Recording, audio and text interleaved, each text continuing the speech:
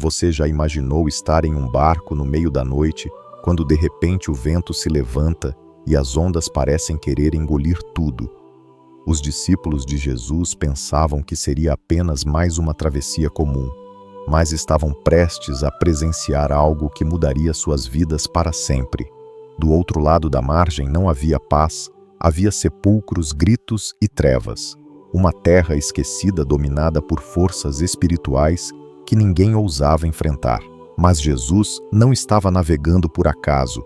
Ele ia ao encontro de um confronto preparado pelo inferno, e o que aconteceu naquela noite continua ecoando até hoje. Fique comigo até o fim deste vídeo, porque você vai descobrir o que realmente significa enfrentar uma legião de demônios, e como essa história fala diretamente à sua vida hoje. Imagine-se em uma noite aparentemente tranquila. O céu começa a escurecer, um barco balança suavemente nas águas do lago e os discípulos acreditam que será apenas mais uma travessia. Mas há algo no ar, um silêncio pesado que antecede a tempestade, como se forças invisíveis observassem cada remoada. Do outro lado da margem não há festa nem descanso, há sepulcros, gritos sufocados e uma presença sombria que ninguém ousa enfrentar. O que os discípulos não sabem é que estão prestes a testemunhar um dos confrontos mais intensos entre a luz e as trevas. Um episódio que ecoaria através dos séculos como prova da autoridade absoluta de Cristo. Este não é apenas um relato antigo, é uma janela para a batalha espiritual que continua até hoje. Fenômenos sobrenaturais sempre despertaram temor e fascínio, mas poucos episódios bíblicos conseguem transmitir tamanha intensidade quanto o momento em que Jesus enfrenta um exército invisível de trevas. O cenário parece tranquilo à primeira vista, um entardecer comum, um barco simples e discípulos cansados após um dia de ensinamentos. Mas o que está prestes a acontecer é um confronto espiritual de proporções inimagináveis, não apenas com uma possessão demoníaca isolada, mas com uma legião inteira, forças organizadas do inferno, prestes a colidir com a autoridade suprema do Filho de Deus. Tudo começa com uma ordem aparentemente simples: passemos para o outro lado. As palavras de Jesus registradas em Marcos. Versículo 35. Não são apenas uma sugestão de trajeto, elas carregam um propósito divino. O outro lado do mar não era apenas uma margem distante, mas um território espiritualmente contaminado, dominado por trevas que se manifestariam de forma visceral. Era a terra dos Gadarenos. Lugar onde o mal já não se escondia, ele habitava entre os moros, nas cavernas, nos sepulcros. O mestre sabia exatamente para onde estava indo, e o inferno também medida que o barco se afastava da margem. Uma tempestade se ergueu com violência incomum. Ondas ameaçavam engolir a embarcação e os discípulos, muitos deles experientes, pescadores, lutavam em vão contra a fúria do mar. O pico tomava conta enquanto a água invadia o barco. Marcos, capítulo 4, versículo 37, descreve essa cena com precisão. E levantou-se grande temporal de vento e as ondas batiam no barco de maneira que já se enchia. Era como se algo quisesse impedir aquela viagem, como se uma força invisível estivesse determinada a barrar aquele encontro. Mas Jesus dormia ali, em meio ao caos, repousava o príncipe da paz. Não era insensibilidade, era soberania, ao ser despertado pelos discípulos que gritavam apavorados. Jesus se levanta, repreende o vento e diz ao mar: cala-te, aquieta-te, e imediatamente houve grande bonança. O silêncio que se seguiu não foi apenas natural, foi espiritual. A criação obedeceu ao seu Criador. As forças que tentavam impedir sua chegada se calaram diante da sua voz. Marcos, capítulo 4, versículo 39, testemunha esse momento, e o vento se aquietou e houve grande bonança. Essa não foi uma tempestade qualquer, não foi fruto de uma mudança climática repentina, ela veio como uma tentativa estratégica de impedir que Jesus chegasse ao seu destino, a travessia não foi apenas sobre águas agitadas, mas sobre uma linha tênue entre o visível e o invisível. O barco carregava não apenas os discípulos, mas a luz prestes a invadir um dos recantos mais escuros da região, e o mundo espiritual sabia disso, o medo dos discípulos. Porém, revela algo ainda mais profundo. Após o milagre, eles não respiram. Aliviados, ficam ainda mais temerosos. Quem é este que até o vento e o mar lhe obedecem? Questionam em Marcos. Capítulo 4, versículo 41, a pergunta ecoa como um sussurro desconcertante a autoridade de Jesus sobre os elementos. Não era natural, era cósmica. Isso os abalou. É nesse ponto que o texto começa a revelar suas camadas mais profundas. A travessia do mar representa mais do que um deslocamento físico. É a descida do santo em direção ao território do impuro. É o movimento do céu em direção ao inferno. A autoridade de Jesus não se limita às palavras, aos milagres de cura ou ao ensino com sabedoria. Ela se estende sobre as estruturas do mal, sobre o reino das trevas e sobre tudo aquilo que tenta escravizar a alma humana. O confronto espiritual. Portanto, não começa quando Jesus pisa na terra dos Gadarenos. Ele já havia antes mesmo de o barco zarpar. A tempestade foi apenas a primeira linha de defesa de um território que estava prestes a ser invadido por uma presença que nenhuma legião de demônios conseguiria resistir. Não era apenas um homem possuído que aguardava do outro lado.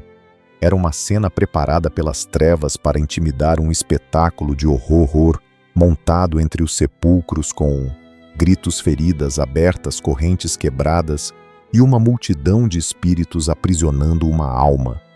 Mas o que os demônios não previram é que o Cristo que caminhava em direção a eles não vinha apenas com compaixão, ele vinha com autoridade absoluta, a travessia. Então serve como introdução a um embate muito maior. Aquele que venceu o mar não hesitaria diante dos espíritos mais violentos. A paz que ele impôs às águas seria a mesma que ele levaria à alma dilacerada de um homem que havia sido completamente tomado pelo inferno. Mas o caminho até essa libertação exigiria o confronto com uma força jamais vista antes, uma força que não se escondia, mas gritava, uma força que falava com muitas vozes, todas elas desesperadas diante da aproximação do Filho do Altíssimo. E assim, quando os remos finalmente tocam a margem, os discípulos não têm ideia do que os aguarda. Mas Jesus já vê além da linha do horizonte, porque onde todos veem apenas sepulcros, ele enxerga alguém que ainda pode ser restaurado à terra das sombras. O barco encosta suavemente na margem. Os discípulos, ainda em silêncio, observam o novo cenário com olhares desconfiados. Estão agora diante de uma terra que carrega em cada pedra e colina uma história marcada por afastamento de Deus, por impureza, por trevas. A região dos Gadarenos, também chamada de terra dos Gerazenos, era habitada por povos gentios, afastados da aliança, dominados por costumes e práticas espiritualmente contaminadas. Não havia sinagogas ali, não se ouvia louvor, era um território onde os ecos da presença de Deus pareciam distantes, quase esquecidos. A paisagem que se desenha diante de Jesus e seus discípulos é ao mesmo tempo física e espiritual. Montes pedregosos, cavernas escuras, sepulcros abertos que serviam não apenas de túmulos, mas de moradia. Para os rejeitados e perturbados, a presença da morte é quase palpável. Tudo parece envolvido por uma sombra que não vem das nuvens, mas de um domínio ESP que opera livremente. É como se aquela terra tivesse sido entregue ao poder do inimigo, e os sinais disso estavam por toda parte. A Bíblia é direta ao dizer em Marcos, capítulo 5, versículo 1, e chegaram ao outro lado do mar, a província dos Gadarenos, uma frase curta, mas cheia de peso. Essa travessia marca mais do que uma mudança de território. É uma transição de ambiente espiritual. Jesus, o Santo de Deus, pisa em solo profanado. Sua presença ali não é casual, mas intencional. Ele não foi atrás de multidões. Foi atrás de um homem, só, mas que carregava em si um cativeiro tão profundo que sua libertação ecoaria por toda a região. A cultura daquela terra era diferente. Seus valores, seus hábitos e até sua economia estavam voltados para práticas que, aos olhos da lei mosaica, eram impuras. Os porcos abundantes. Por ali já indicavam que aquele era um lugar onde a santidade não era prioridade. A criação de porcos era proibida para os judeus. Isso por si só já revelava o tipo de vida espiritual mantida naquele território. Era um lugar onde a presença de Deus não era buscada e onde o inimigo se assentava sem resistência. É exatamente nesse L que Jesus escolhe estar. Há uma mensagem poderosa e profunda nesse gesto. Jesus atravessa o mar, enfrenta a tempestade e entra em um lugar hostil, não para discutir doutrina ou desafiar os líderes religiosos, mas para libertar um homem que ninguém mais queria, um homem que havia sido esquecido por sua comunidade, isolado entre os mortos, um homem cuja havia se tornado um campo de batalha. Esse detalhe não é pequeno. A terra dos Gadarenos representa tudo que o povo judeu evitava. Mas é lá que o Messias caminha sem hesitar. Ele pisa onde ninguém quer pisar, vai onde ninguém quer ir. Porque ali no meio das sombras existe alguém que ele veio resgatar. A chegada de Jesus àquela terra cria um choque de atmosferas. A luz invade as trevas. A autoridade do céu pisa onde reinava o caos. Ainda não houve palavra trocada. Ainda não houve encontro visível com o possuído, mas o mundo espiritual já está em alerta. A presença de Cristo, silenciosa e firme, é suficiente para comear, a deslocar o que estava adormecido àquela terra. Até então em paz com o mal, agora estremecia diante da santidade. É interessante notar que os discípulos permanecem em silêncio. O texto não relata. Nenhuma fala deles nesse ponto. Talvez estivessem ainda processando a tempestade recém-cessada. Talvez observassem com receio o ambiente sombrio à sua volta. Mas Jesus avança. Ele não se intimida com a escuridão, porque carrega em si a luz. A missão está clara: resgatar o que foi perdido, restaurar o que foi destruído, reconquistar o território ocupado pelas trevas. Essa movimentação é profundamente teológica. O Messias que cura os enfermos, que ensina nas sinagogas, que confronta os fariseus, agora entra em uma terra gentílica para demonstrar que o reino de Deus ultrapassa fronteiras. Não há solo tão impuro que a presença de Jesus não possa purificar. Não há cultura tão distante que o amor do Pai não possa alcançar. Enquanto Jesus avança por entre as pedras e o silêncio opressor da região, algo se aproxima. Uma figura solitária que carrega em si os sinais de uma guerra invisível. Um homem vindo dos sepulcros corre em direção a ele. Grita: suas correntes foram quebradas, suas feridas estão abertas. Seu corpo, tomado pela violência, já não responde à razão, mas mesmo em meio à possessão mais brutal, sua alma reage à chegada da esperança. A terra treme não fisicamente, mas espiritualmente, porque o verdadeiro confronto começa agora. A aparição do homem esquecido. Ele surge sem aviso, vindo dos sepulcros como um espectro entre o mundo dos vivos e dos mortos. Seu corpo carrega as marcas da invisível que se trava dentro dele. Está nu, coberto por feridas abertas, e seus olhos vidrados revelam mais do que loucura, mostram a agonia de uma alma aprisionada, esmagada por forças que a dominaram completamente. Nenhuma palavra é necessária para entender que aquele homem não é mais ele mesmo. É apenas um fragmento do que foi um dia, um corpo habitado por muitos. Marcos, capítulo 5, versículos 2 ao 5. descreve com precisão esse encontro. E saindo ele do barco, lhe saiu logo ao encontro dos sepulcros um homem com o espírito imundo, o qual tinha sua morada nos sepulcros, e nem ainda com cadeias o podia alguém prender, porque tendo sido muitas vezes preso com grilhões e cadeias, as cadeias foram por ele feitas em pedaços, e os grilhões em migalhas, e ninguém o podia amanar, e andava sempre de dia e de noite, clamando pelos montes e pelos sepulcros e ferindo-se com pedras. Essa é uma das cenas mais perturbadoras de toda a Escritura. Não há metáforas aqui, é cru real e devastador. O homem está totalmente desfigurado, não apenas fisicamente, mas espiritualmente. Ele vive entre os mortos, dorme nos túmulos, caminha pelos montes gritando sem parar, a dor o consome a tal ponto que ele mesmo se fere com pedras. Ele se autodestrói, talvez numa tentativa inconsciente de silenciar a voz dos demônios que gritam. Dentro dele, é importante notar que ninguém mais tenta ajudá-lo. A comunidade local já havia desistido. Eles o prenderam. Tentaram contê-lo com correntes, com grilhões, mas nada funcionou. Ele arrebentava tudo com uma força sobre-humana. Mas essa força não era sua. Era a força das entidades que o dominavam. Esse homem não era apenas temido, ele era evitado. Tornou-se um símbolo vivo do abandono, um retrato do que o mal faz com aqueles que sucumbem ao seu domínio. Isola, destrói, devora a identidade e, depois, pois expulsa do convívio humano.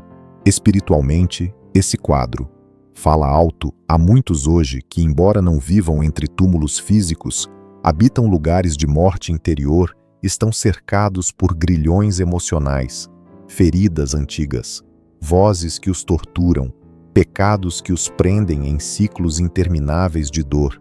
E como aquele homem já não conseguem mais distinguir o que é parte de si e o que é influência externa, estão em pedaços por dentro, embora andem como vivos. O mais impressionante é que mesmo em meio a esse estado de devastação, o homem corre até Jesus. Ele não foge, ele corre, e embora os demônios falem por sua boca, é sua alma que move os pés. Isso revela um ponto fundamental. Há algo dentro do ser humano que, mesmo profundamente ferido, ainda é capaz de reagir à presença de Deus, ainda que aprisionada a alma. Reconhece a voz do seu Criador. Ainda que esmagada, ela corre ao encontro da luz. Quando ela se aproxima, esse gesto é um grito silencioso por libertação, não articulado com palavras, mas expresso com o corpo, com o desespero, com a corrida ofegante em direção à única presença capaz de restaurar o que foi perdido à alma, mesmo envolta em trevas. Ainda sabe quando o Salvador se aproxima, e nesse instante o mundo espiritual reage. O texto não apresenta um diálogo convencional. A voz que sai da boca daquele homem não pertence a ele. A presença de Jesus desencadeia uma reação imediata. O espírito imundo toma a dianteira e começa a falar. Mas ainda não chegamos a esse momento Ora, o foco está nessa aparição brutal, nesse quadro de horror que prepara o espectador para entender a profundidade do que virá, porque antes do confronto direto há uma revelação profunda. O verdadeiro estado de miséria humana quando o mal reina, sem limites, e esse homem que ninguém mais queria tornasse o palco de uma batalha cósmica. Jesus não desvia o olhar, não retrocede.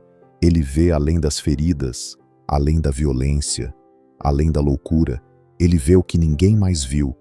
Vê um filho, vê um homem que dia teve um nome, uma família, uma história, e que agora precisa ser resgatado.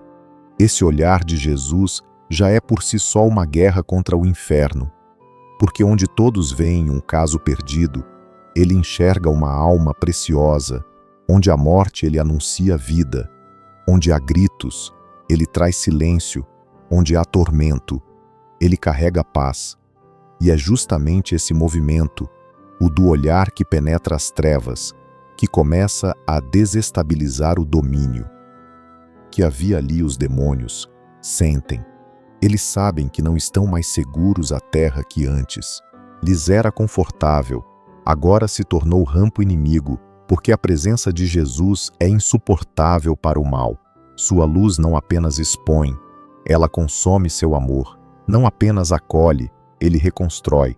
Mas antes que qualquer palavra seja dita, antes que qualquer comando seja dado, o homem já está de joelhos, o corpo marcado pelas correntes, a alma estilhaçada pela opressão e o espírito ainda clama, mesmo que por trás de uma voz que não é sua.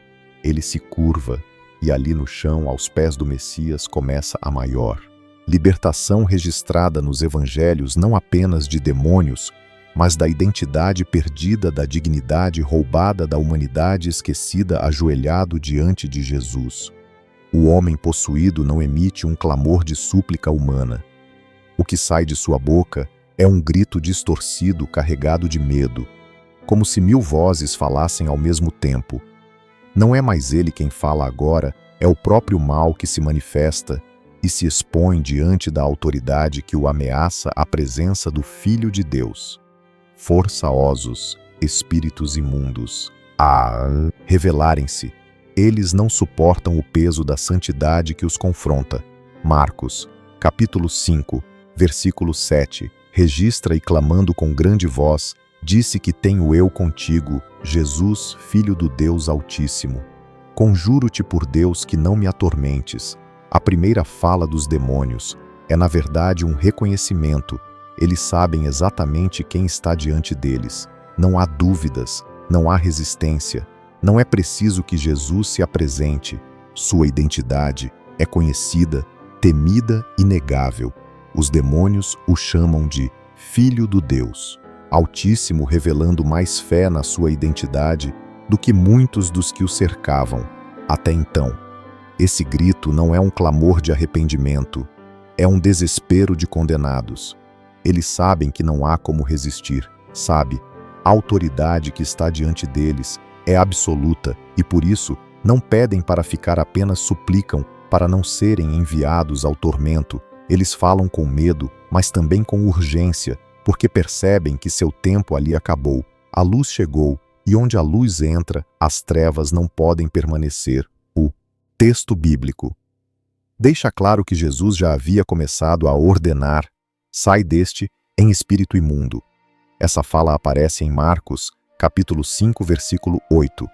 Mas o que impressiona é que mesmo diante da ordem direta, os espíritos tentam negociar, eles não saem com facilidade. Há uma tensão invisível no ar, um peso espiritual sendo travado. Naquele instante, não é apenas uma libertação, é um cerco, um desmantelamento de um domínio antigo estabelecido há muito tempo, talvez por práticas pactos, ou mesmo pela ausência prolongada da presença de Deus naquela região. Aqui é fundamental compreender que os demônios, apesar de sua natureza caída e maligna, reconhecem a estrutura espiritual do reino. Eles obedecem por necessidade, não por escolha. Sabem que a palavra de Deus é irrevogável e que a presença de Jesus representa o juízo que os aguarda. Por isso, não escutem a autoridade, apenas imploram por tempo, conjurar por Deus, como eles fazem. É uma tentativa quase desesperada de adiar o inevitável. Eles usam a própria santidade divina como base de sua súplica. Um paradoxo cruel, imploram pela misericórdia de um Deus a quem odeiam diante de um Salvador que sabem que vencerá nesse momento. O cenário se transforma num campo de guerra espiritual explícita. As vozes do inferno se manifestam com pavor. Elas não rugem como leões confiantes, mas se contorcem como vermes acuados. A frase "não me atormentes" revela que os demônios, mesmo ainda presentes naquele corpo, já sentem o sabor da derrota, estão sendo arrancados, desnudados, confrontados. Essa cena também nos revela a profundidade da compaixão de Jesus. Ele não grita, não precisa fazer alardes. Sua presença é por si só intolerável para as trevas. Mas mesmo diante de um homem que está tomado por tantos espíritos, ele enxerga a alma que precisa de libertação. Jesus não fala com os demônios para estabelecer diálogo, mas para impor limite. Ele não busca debate, busca oração. A autoridade com que comanda a situação não está pautada em volume ou teatralidade, mas em identidade. Ele é o Verbo encarnado. E diante dele, até o inferno se cala. O grito dos demônios também serve como um espelho do que acontece quando a luz de Cristo se aproxima das áreas mais escuras da vida humana. Há resistência, há angústia, há até um certo o tipo de desespero, porque a santidade expõe o que está oculto. Ela ilumina o que se tentou esconder por tanto tempo, e essa exposição, embora dolorosa, é o começo da cura. Neste capítulo da história, vemos que o mal não reina. Com liberdade absoluta ele domina. Enquanto não é confrontado, ele fala alto, enquanto não encontra oposição. Mas quando Cristo chega até a legião, se curva. Quando ele fala, até os grilhões do invisível se rompem. E quando ele permanece, as estruturas do inferno são abaladas. O que está prestes a acontecer será ainda mais assustador, não pelo que os demônios fazem, mas pelo que revelam o nome que será dito. Logo adiante trará à tona uma dimensão ainda mais profunda do que está em jogo, porque até aqui falava-se de um homem, mas nos próximos instantes descobrir-se-á que há uma multidão operando ali, e esse reconhecimento lançará luz sobre o verdadeiro tamanho da batalha que está sendo travada e sobre a glória ainda maior de quem já venceu, legião, a estrutura do mal. Jesus olha para o homem que grita diante dele, tomado por vozes que não são suas, e então pergue com calma: qual é o teu nome? Não é apenas uma pergunta por identificação, é um chamado à exposição. É a luz penetrando as camadas mais profundas da opressão quando Jesus pergunta. Não está buscando informação, está provocando revelação. E o que sai daquela boca não é o nome de um indivíduo, mas a confissão de um sistema inteiro. Legião é o meu nome porque somos muitos. Marcos, capítulo 5, versículo 9. Essa resposta é uma das declarações mais perturbadoras de toda a Escritura. Legião, uma palavra que não apenas indica número, mas organização, domínio e guerra no contexto romano. Uma legião era uma unidade militar composta por cerca de 600 soldados bem treinados, disciplinados e comandados por estruturas hierárquicas rígidas. Ao usar esse termo, os demônios não estão apenas dizendo que são muitos, estão revelando que operam em ordem com comando. Com estratégia, eles não agem de forma aleatória, agem como um exército. Isso nos lança numa compreensão mais profunda do que é a atuação das trevas. O mal na Bíblia não é apresentado como cala sem forma, mas como um reino estruturado com autoridades, poderes, principados e dominadores. Efésios capítulo 6, versículo 12, reforça isso ao dizer: porque não temos que lutar contra a carne e o sangue, mas sim contra os principados, contra as potestades, contra os príncipes das trevas. Deste século, o apóstolo Paulo descreve um sistema de opressão espiritual, organizado, estratégico, com níveis de influência, exatamente o que está diante de Jesus. Naquele momento, a presença de uma legião dentro de um único homem é uma imagem extrema do que a possessão pode causar quando não há resistência espiritual. Esse homem não estava apenas perturbado, ele estava tomado por uma força coletiva, um sistema de espíritos que haviam destruído sua identidade, apagado, seu nome consumido, sua personalidade. Ele não se lembrava mais de quem era sua voz, havia sido sequestrada, e agora o que falava através dele era a estrutura do inferno. Isso também aponta para a profundidade do cativeiro humano, quando se rompe todo o vínculo com a presença de Deus. A ausência da luz permite que o inimigo se estabeleça, com raízes profundas, e quanto mais tempo permanece, mais ele se fortalece, mais ele domina, mas ele se organiza. A legião não é apenas um número, é o retrato do domínio total. Uma alma sem espaço, sem direção, sem liberdade, tudo nela ocupado por invasores espirituais.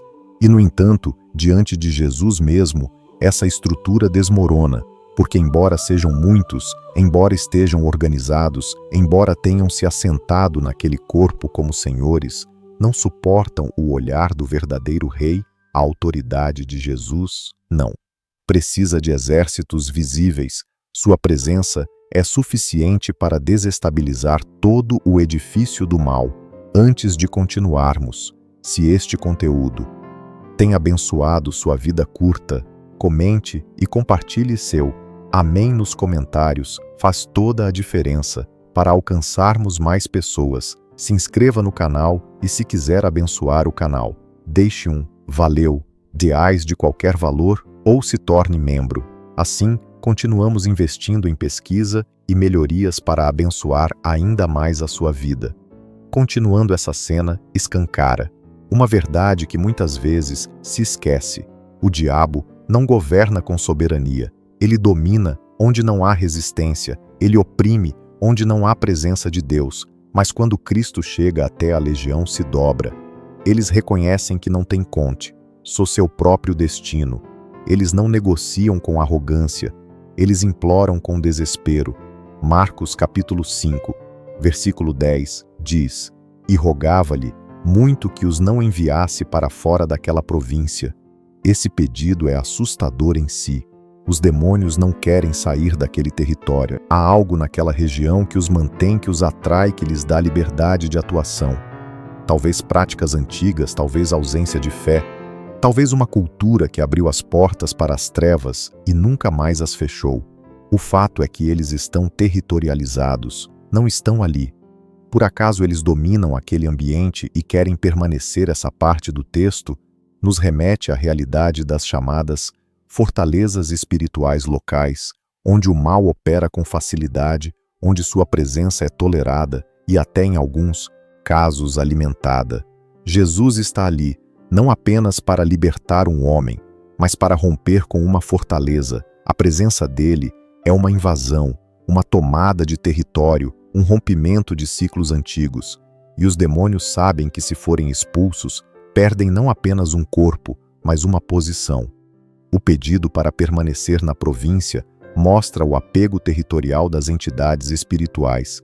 Revela que, mais do que um hospedeiro, eles querem domínio sobre uma região, e esse domínio se dá por legalidades espirituais onde não há arrependimento, onde há aliança com o pecado, onde a verdade é rejeitada. Ali o inimigo se instala. Mas quando o Filho de Deus pisa em solo contaminado, a estrutura começa a ruir. Essa revelação trazida por uma simples pergunta mostra o quanto Jesus expõe, desmonta e confronta. Ele não está apenas curando um indivíduo, está expulsando uma legião, está desmantelando um império e está fazendo isso com palavras, com presença, com autoridade. Porque onde ele está, o mal não pode permanecer de pé. Mas a luta ainda não terminou. A legião sabe que está diante de seu fim e o que acontece a seguir vai mostrar até onde eles estão dispostos a ir para não desaparecerem, porque se não puderem mais dominar aquele homem, tentarão se alojar em qualquer outro lugar, em qualquer outro ser. Porque para os espíritos imundos, perder território é uma sentença e eles estão dispostos a tudo para evitá-la, o colapso dos porcos e o medo da luz. O pedido dos demônios não é apenas um por sobrevivência, é um ato de desespero estratégico. Eles sabem que não podem permanecer naquele homem, mas suplicam para entrar em outro lugar. Manda-nos para aqueles porcos, para que entremos neles, dizem, como relatado em Marcos. Capítulo 5, versículo 12. É uma transferência, uma última tentativa de evitar o exílio. Não buscam redenção, buscam abrigo. Qualquer abrigo. A escolha dos porcos não é aleatória. Eles representam mais do que simples animais em contexto judaico. Os porcos eram impuros, proibidos pela lei A. Própria criação de porcos naquela região já denunciava um afastamento dos padrões de santidade. Era sinal de decadência espiritual, e agora eles se tornam o novo alvo das entidades que estavam prestes a ser expulsas. Os demônios sabiam que não podiam permanecer em um corpo restaurado pela presença de Jesus, mas poderiam se lançar sobre algo que já representava impureza, algo que já simbolizava ruptura com Deus. Jesus permite essa permissão, é um dos momentos mais intrigantes do texto, porque ele, que tinha autoridade para lançá-los no abismo, concede que entrem nos porcos. A resposta está na pedagogia divina. Há uma lição ali, um testemunho visual e irreversível do que aqueles espíritos realmente são. Jesus não apenas expulsa, ele revela, ele expõe. Ele permite que a natureza destrutiva da legião se manifeste de forma inquestionável, e assim que os demônios entram nos porcos, uma cena impressionante se desenrola. 2.000 animais enlouquecem, correm em desespero e se lançam de um precipício, mergulhando nas águas e morrendo, afogados. Marcos, capítulo 5, versículo 13 narra: "E os espíritos imundos, saindo, entraram nos porcos, e a manada se precipitou por um despenhadeiro no mar. Eram quase 2.000, e afogaram-se no mar. O mar, que havia tentado impedir a travessia de Jesus, agora engole os corpos daqueles que foram tomados pelas mesmas trevas. A justiça divina se fecha num ciclo visual e absoluto. Essa imagem é poderosa. Ela mostra que o propósito final do inimigo sempre foi a destruição mesmo. Ao conseguir abrigo, os demônios não constroem, não habitam, não prosperam. Eles destroem, eles enlouquecem, eles arrastam ao abismo. O que fizeram com aquele homem por tantos anos, agora fazem em segundos com os porcos. É a manifestação visível do que antes era. Invisível, o inferno não vem para dialogar, vem para matar, roubar e destruir a cena. Atrai testemunhas. Os cuidadores dos porcos, ao verem o que aconteceu, fogem e correm para a cidade. A notícia se espalha como um incêndio, e quando os moradores da região chegam até Jesus, encontram uma cena oposta ao caos anterior. O homem que antes gritava, corria e se feria, agora está sentado vestido e em perfeito juízo, mas o que causa espanto não é apenas a transformação, é a reação da multidão. Eles não celebram, eles não louvam, eles não agradecem, eles têm medo. Marcos, capítulo 5, versículo 15, registra: "E foram ter com Jesus e viram o endemoniado, o que tivera a legião, assentado, vestido e em perfeito juízo, e temeram a libertação." Foi tão impactante quanto a possessão. O milagre foi tão escandaloso quanto o tormento. Mas ao invés de se maravilhar com a cura, os moradores se assustam com o poder que foi revelado, a luz que deveria trazer. Esperança causa desconforto porque ela desestabiliza, ela quebra o controle, ela exige decisão. Esse medo não é apenas reverente, é defensivo, é o medo de quem não quer mudança, de quem se acostumou com o caos, de quem prefere a presença de demônios do que a presença de um Salvador que transforma tudo. O prejuízo econômico com os porcos talvez tenha pesado, mas mais do que isso, pesou o confronto espiritual. A presença de Jesus desmascarou o estado daquela terra. Ela estava em paz, mas era uma paz com as trevas, uma paz de silêncio sepulcral. E agora a luz havia exposto o que estava escondido, a libertação daquele homem. Foi para aquela cidade uma ameaça, e isso revela uma das verdades mais duras do Evangelho. Nem todos querem ser livres, nem todos querem a presença de Jesus, porque quando ele chega, nada permanece igual, e há quem prefira a segurança do pecado, a instabilidade da transformação. O medo dos gadarenos é o mesmo que assombra corações até hoje. Medo do poder de Deus, medo de perder o controle, medo de que a luz revele demais. E por isso, Muitos ainda pedem que Jesus vá embora, assim como farão aqueles moradores no instante seguinte. Mas por ora, o contraste está diante de todos. Um homem antes possuído por uma legião agora pacificado, enquanto toda uma cidade se agita inquieta, perturbada, pela presença da luz. O homem que um dia gritou entre os túmulos, agora está sentado com roupas limpas, a mente clara e os olhos fixos naquele que o libertou. Nenhuma corrente o prende, nenhum espírito o controla. O que antes era um corpo habitado por destruição, agora é morada da paz. Sua postura revela algo que vai além da cura física ou emocional. Ele está em repouso, não apenas o repouso do corpo cansado, mas o repouso da alma restaurada. Os moradores da região, ao verem aquela cena, não compreendem a magnitude do que aconteceu. Eles veem um milagre e pedem que o autor do milagre vê, embora e Jesus, em sua humildade, não insiste. Ele não obriga ninguém a recebê-lo. Ele entra onde é convidado e sai onde é rejeitado. Mas antes de partir, um pedido ecoa com sinceridade e intensidade. Aquele homem, agora liberto, implora para ir com ele. Marcos, capítulo 5, versículo 18. Descreve: e entrando ele no barco, rogava-lhe o que fora endemoniado que o deixasse estar com ele. É um clamor diferente de todos os anteriores. Não é um pedido de libertação nem de socorro. É um pedido de comunhão. A alma, agora livre, anseia por permanecer junto à fonte que lhe deu vida. Há uma conexão entre o liberto e o libertador que não pode mais ser quebrada. Ele quer seguir a aprender. Servir. Seu coração foi transformado, mas Jesus não o permite. E a razão revela um propósito ainda mais profundo. Marcos, capítulo 5, versículo 19, registra a resposta do mestre. Vai para a tua casa, os teus, e música, a pregar fora do território judeu. Um homem que até pouco tempo era considerado um caso perdido, torna-se o primeiro anunciador do evangelho naquela região, não com teologia refinada, não com discurso ensaiado, mas com a própria vida como testemunho. A transformação que ele carrega é a mensagem. O que Jesus fez em sua alma é suficiente para abalar qualquer resistência.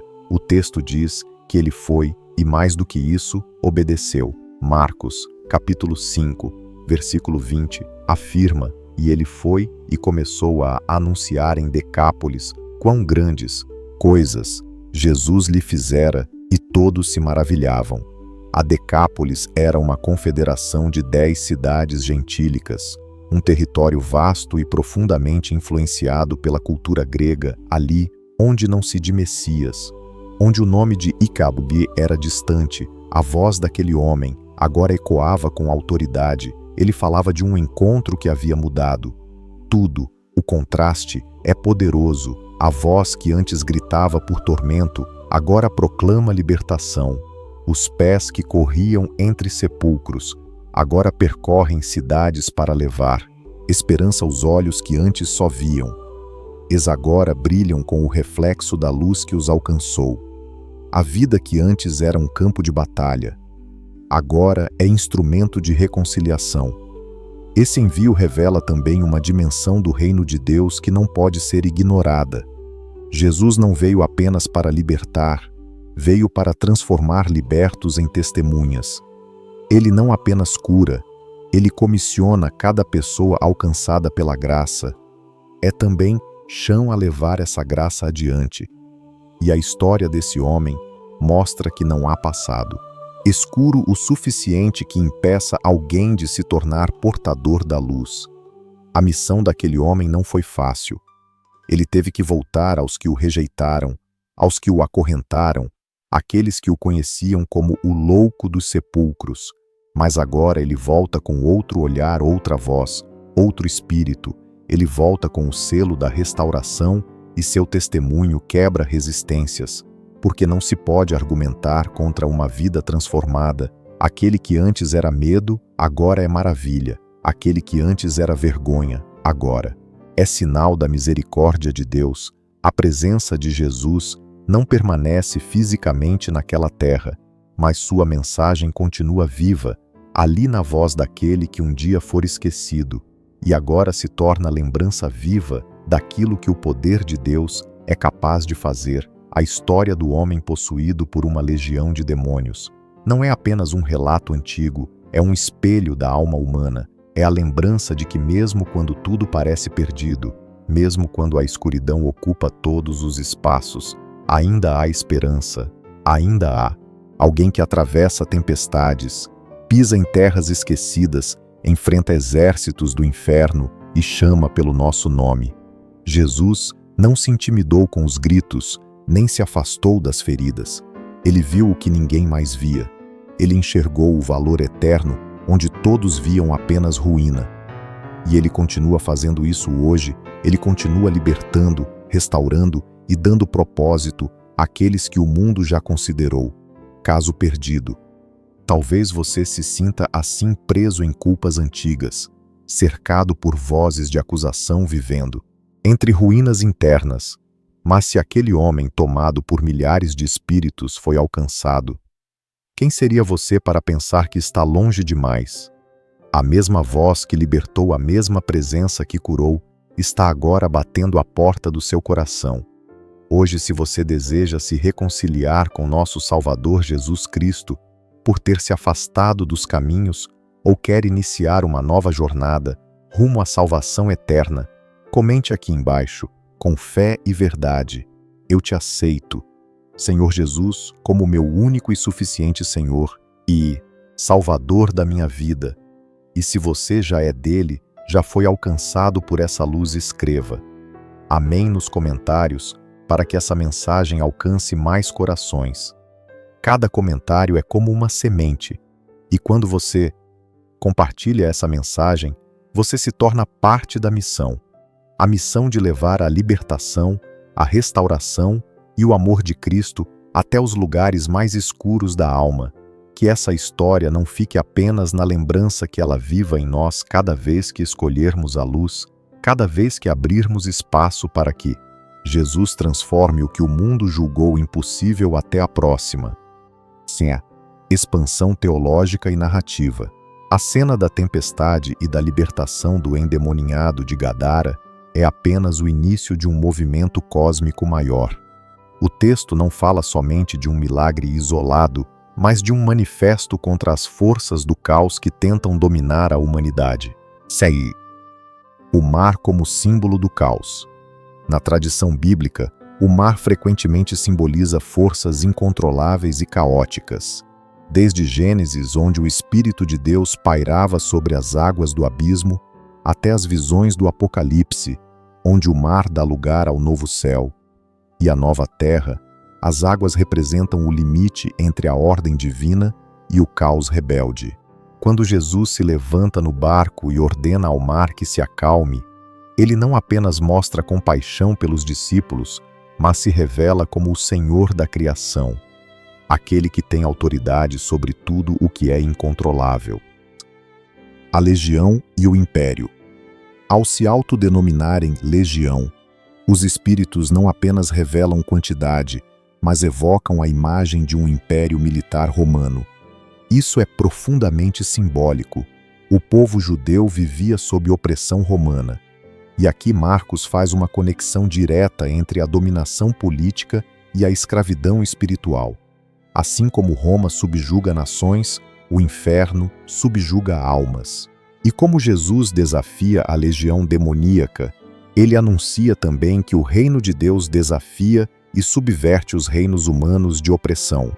Diante, os porcos e a identidade cultural. O episódio dos porcos é um escândalo para os judeus, mas carrega lições profundas.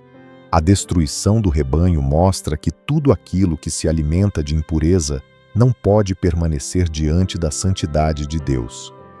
Mais do que uma perda econômica, a cena revela o contraste entre os valores humanos e os valores do reino.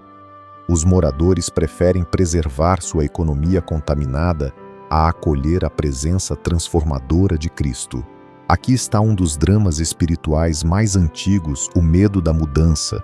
o apego ao conhecido, mesmo que isso signifique permanecer em trevas. Também, o homem restaurado como missionário. A missão do homem liberto é ainda mais surpreendente.